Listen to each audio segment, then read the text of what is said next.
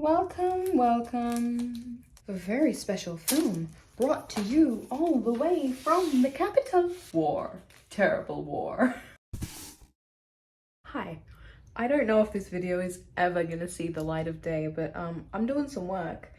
But all I can think about is the Hunger Games, and so I'm just kind of gonna talk about it while I work.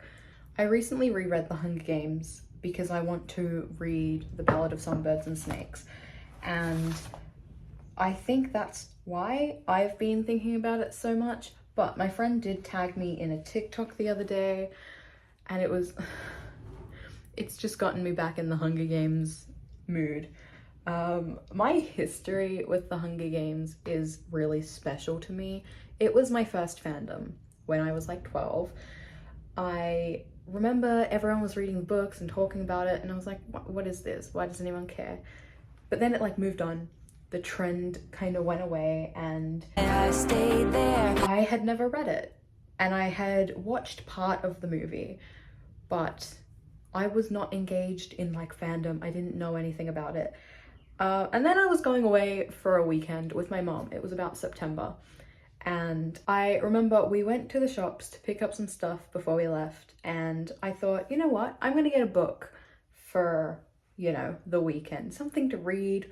We weren't gonna have internet, so I thought, why not? And so I wandered the book section and I thought, oh, the Hunger Games. People were talking about that so much. People say it's so good. I'm gonna pick that up. So I was wandering the streets? I was wandering the aisles and I couldn't find it. And because I'm me and maybe like don't fully understand how to act in public, I was just kind of going, the Hunger Games, just wandering up and down the aisle. And there was a boy there who looked at me and went, oh, are you looking for the Hunger Games? I saw it over there. And took me to like the other side where there was like a load of the movie cover edition of the Hunger Games. So I grabbed it and thought, oh, I hope it's not too expensive. I want to buy it. And I was like 12, so I didn't really have much money.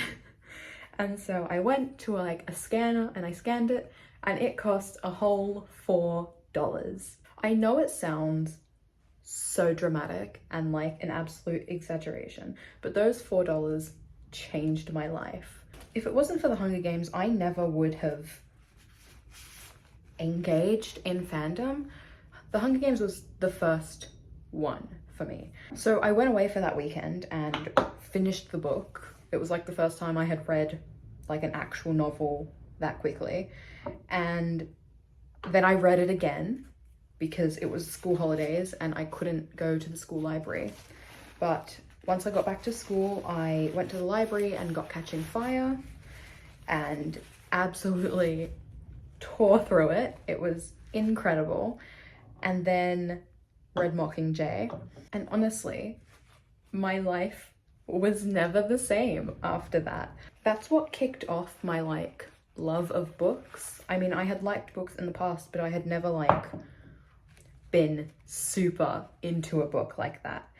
And I remember finishing the series and then kind of being like, what do I do with my life now? Like, I completely dedicated myself to this series. And to a lot of people that sounds like so dramatic, like why do you care so much? Like, okay, it was a good book, cool. But I watched the movie, then I watched it again and again and again and completely lost count of how many times I had watched it. I used to think, oh, I'm just like a fan of this thing. Now I would call it a hyperfixation. Turns out most people, when they're a fan of something, don't go that hard. I plastered my room with posters, which is fairly normal, but I knew every detail there was to know about this series. I knew every aspect of the books, back to front. I knew every part of the movie. At that point, there was only one movie out. I knew every cast member. I had watched basically everything anyone in the cast had previously done. I knew random details of their like personal lives. I knew the like popular like fan theories. I knew everything and I engaged with it on a daily basis. I had a fan account on Instagram, and honestly I kind of miss those days. There was an innocence to fan accounts back then. Not anymore. Now it's like chaotic, but I started reading fan fiction. That's a big one. I kind of miss the old school Hunger Games fan fiction. There was one in particular that I remember. I don't know what it was called, but part of it was either in Gale's point of view, or like we kind of saw him at one point. He like snuck onto the train at Katniss's first games or something. And like the impact all of that had on me was crazy. Catching Fire, the movie, wasn't out yet, but what was out was the soundtrack. I still would consider the Catching Fire soundtrack one of my top albums of all time. It is so insanely good. I still listen to it all the time. It just is one of those soundtracks. But then the Catching Fire movie did come out, and everything for me, it's like the dial turned way up. And now, like, my entire personality was the Hunger Games, to the point at school people knew that like I was the Hunger Games girl. And you know, because I wasn't like a cool kid, people would like ask me out as a joke because they think that's funny apparently. And there was this one guy who would always be like, oh, come and see the next Hunger Games movie with me, oh. And like, I consider myself lucky that I knew he was joking, because a lot of guys do it to make a fool out of you. But like, I was very aware of that before it happened. But then there was like one person who was nice about it, and we were in like an art class, and we were putting newspapers all over the table to, you know, protect them. And he came up to me and he was like, you really like the Hunger Games, right? Here, have this. And there was like an article about the Hunger Games, and like I was genuinely so touched that like he was like, here, like this is something you like. I was like, ah, thank you. And like I did take that home with me. The thing is, I was more than a fan, and I know that's something that gets thrown around a lot, but like this series completely took over my life to the point where like I changed what I ate to align with things in the book. I would like dip bread in hot chocolate because Peter did it on the train. And like I wouldn't just like exercise, I would have to make like a training course. And I vividly remember having like a fox face agility course and like all of these little things. It completely took over my life. And the thing is, everyone knew it, and everyone just kind of like looked at it from a distance like, yeah, she's being weird about this thing, but whatever. From the Hunger Games, I became a fan of Taylor Swift. She had 2 songs on the first movie's soundtrack that are incredible, by the way. People don't talk about Safe and Sound or Eyes Open enough. But that was my second fandom. It was like around the same time as the Hunger Games because they were so connected. But that changed my life. Also, Taylor Swift is obviously a super popular artist. This was during the Red era, so like the general opinion of her wasn't great. It was definitely the era of like, she's a serial dater. Listening to Taylor Swift made me start songwriting, which is still a very relevant part of my life. When I first started though, I was 12. I didn't have anything going on in my life. And so I used to write basically parodies of Taylor Swift songs about the Hunger Games. And I laugh about it now and I'm like, oh my God, that's so embarrassing. But it was such a good place to start. It taught me a lot about just like working out how everything goes, like by analyzing someone else's work. I kind of developed my own style. And so from writing about the Hunger Games, the one I remember vividly was Back to the Capitol. It was back to December, but it was from Gale's point of view after Mockingjay. And the one bit that I like vividly remember and think about all the time was it was like after the last time you saw me still burns in the back of your mind. I killed your sister and I let you watch her die.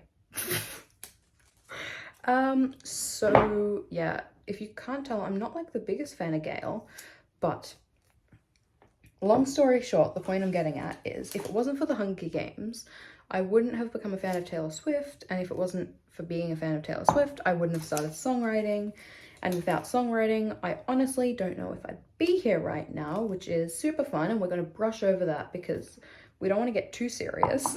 But yeah, songwriting is a really important part of my life. Not one that I share because insecurities, but it's really important to me. And lately I've been in a very Hunger Games mood.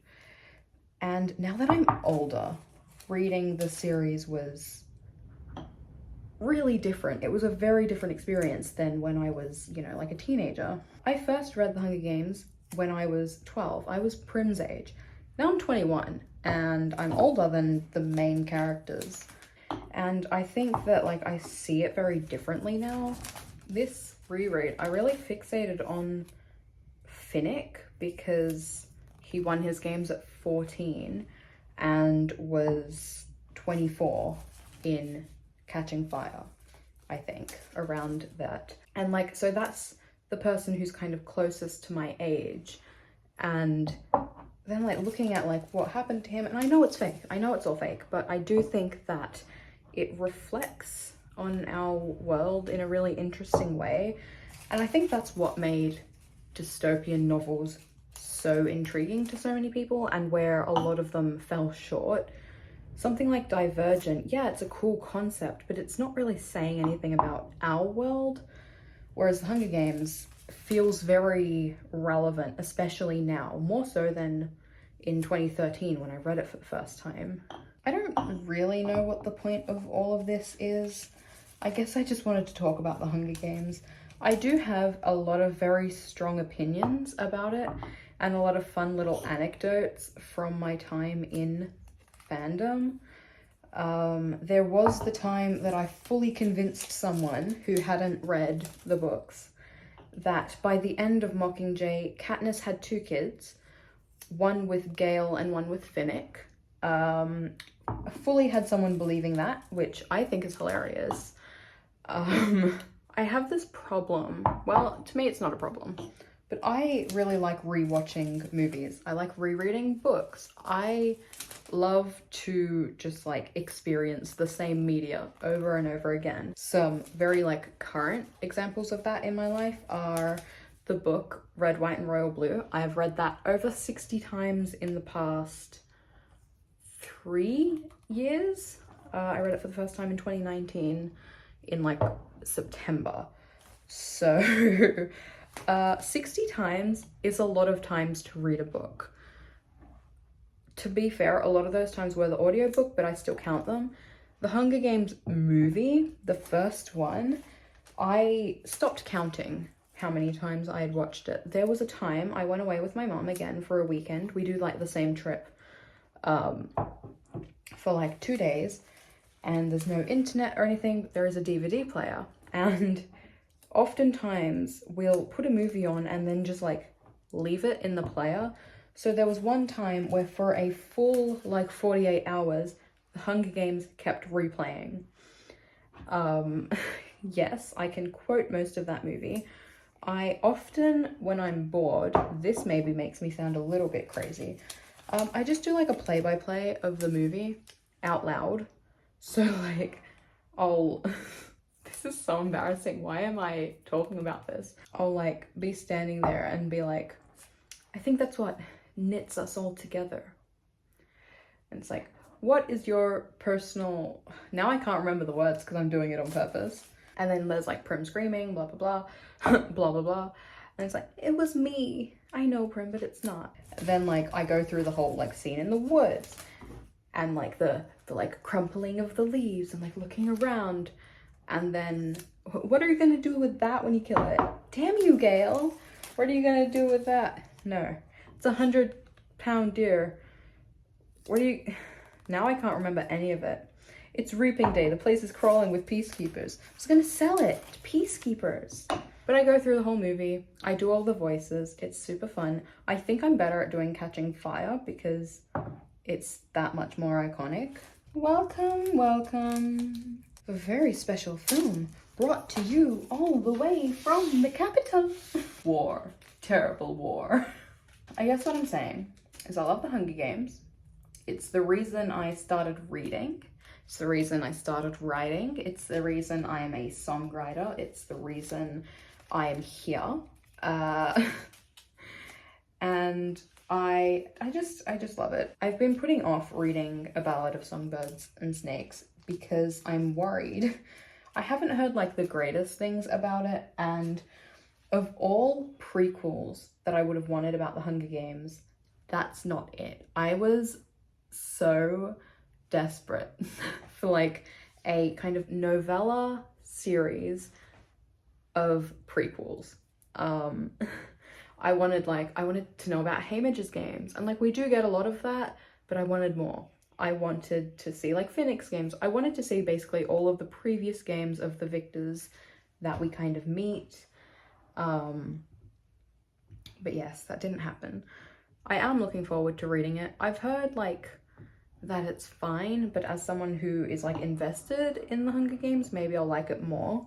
Hi, it's been a little bit of time, but I have something to add because I'm watching Catching Fire. This is the first time, like in my recent reread and now watching the movie, that I think the character I care the most about is Haymitch. I can't imagine the fact that like he won his games, he won the 50th games, that quell. It's been like 24 years of torment. The Capitol killed everyone he loves, and everyone just thinks he's a joke. But he is so caring, like once, you know, he is able to be. I love Haymitch.